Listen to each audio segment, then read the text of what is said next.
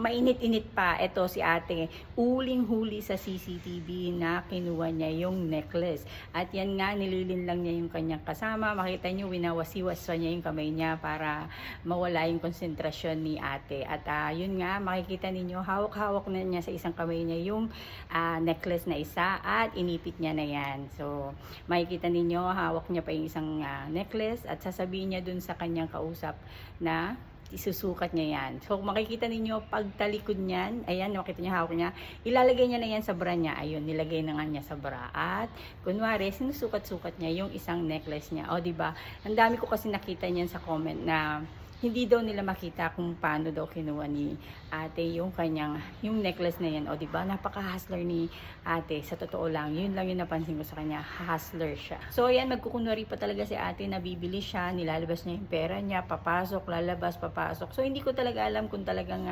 bumili talaga siya ng alahas dyan.